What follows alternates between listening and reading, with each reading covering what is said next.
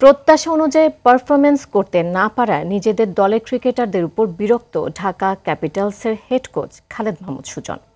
বিপিএলে হযবরল পরিস্থিতি, পেমেন্ট ইস্যুতে ফ্র্যাঞ্চাইজির অপেশাদারি আচরণের পেছনে বিসিবির দায় দেখছেন সাবেক এই বোর্ড পরিচালক। প্রশ্ন তুলেছেন লিটন দাসকে চ্যাম্পিয়ন্স ট্রফির দলে না রাখা নিয়েও। সেই সাথে জাতীয় দলের সহকারী কোচের হঠাৎই পদত্যাগে বিস্মিত সাবেক এই অধিনায়ক। চট্টগ্রাম থেকে আরও জানাচ্ছেন মাহফুজুল ইসলাম।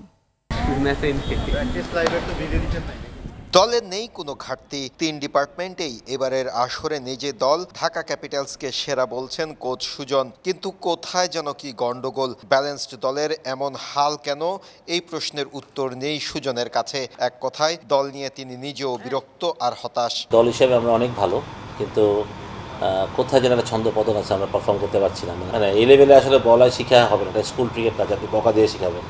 এখানে ছেলেরা যদি নিজেরা না বুঝে বা এক্সিকিউট না করতে পারে, ট্রেনিংয়ের কোনো প্রবলেম হয় না, ঘন্টাখানেক ব্যাটিং করে সবাই প্রতি ড্রিল করছে, সবই করছে, এমন না যে ট্রেনিংয়ের কম হয়েছে, সেটাও না। কিন্তু আমি বুঝতে পারি না যে কেন হচ্ছে না। অফ ফর্মে থাকায় চ্যাম্পিয়ন্স ট্রফি থেকে ছিটকে যাওয়া লিটন দাসের পাশে সুজন।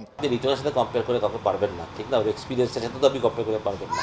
কারণ আমরা যারা এত বছর ধরে বিসিবিতে মানে লিটনকে আমরা দিয়েছি, লিটন যে একদম আউট অফ ফর্ম ছিল, এটার জন্য আমরা আসলে কী করেছি, মানে আমরা কোচেসরা বা টিম থেকে দল থেকে কী করা যায়, তার সাথে কি ইন্ডিভিজুয়ালি কথা বলা হয়েছে কি না, কেন সে রান করতেছে না, বা কোথায় তার টেকনিকের প্রবলেম হচ্ছে কি না। সে এতগুলো মানুষ থাকতে আমাদের একটা বল থ্রোয়ার যে শাহিন, তার কথা বললো কেন? তার তো অনেক লোক ছিল, তার আশেপাশে কোচরা ছিল, তার যে এই বের হয়ে আসাটা, শাহিনের কথা বলে। কারণ আমি ওকে বেশি ডিস্টার্ব করি। আমি যেটা মনে করি যে আমরা আসলে সবাই কোচ না হয়ে কোচ হয়ে যাই। বাংলাদেশে একটা বড় প্রবলেম হচ্ছে এটাই, মানে যে একটু কোচিং ক্রিকেটটা বুঝি সবাই কোচিং করানো শুরু করে প্লেয়ারদের। ক্রিকেটারদের পেমেন্ট ইস্যুতে দুর্বার রাজশাহীর ফ্র্যাঞ্চাইজি মালিকের অপেশাদার আচরণ সহ বিপিএল এর টিকিট ইস্যুতে হযবরল অবস্থার দায় বিসিবির উপর দিলেন সুজন। বিভিন্ন জায়গায় শুনি যে ডেইলি অ্যালাউন্স দেয় না, এটা দেয় না।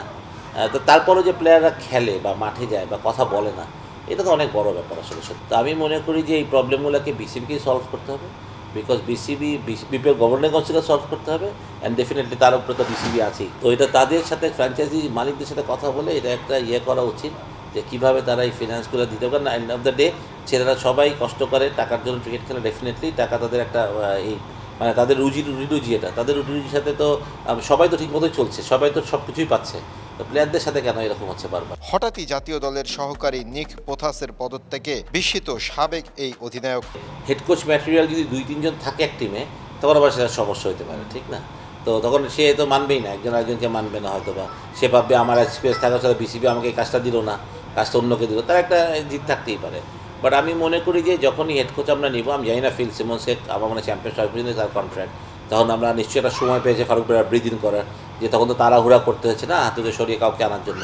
এখন যেহেতু সময় পেয়েছে, যে হেড কোচটা নিবে, হেড কোচের সাথে যখন ইন্টারভিউ করবে, টার্মস অ্যান্ড কন্ডিশনগুলো নিয়ে তো অবশ্যই তার কতদিন থাকবে, কী ওইগুলো থাকবে, সাথে কোচিং স্টাফ নিয়েও তাদের মিটিং করা উচিত। যদি সেই কোচ তারা বিসিবি এগ্রি করে, যদি তাকে নিবে, আমার মনে হয় কিছু ক্ষেত্রে তার কথা শোনা উচিত এবং জাজমেন্টে যাওয়া উচিত যে সে রাইট লোকটাকে চুজ করছে কিনা। মাহফুজুল ইসলাম, RTV, চট্টগ্রাম।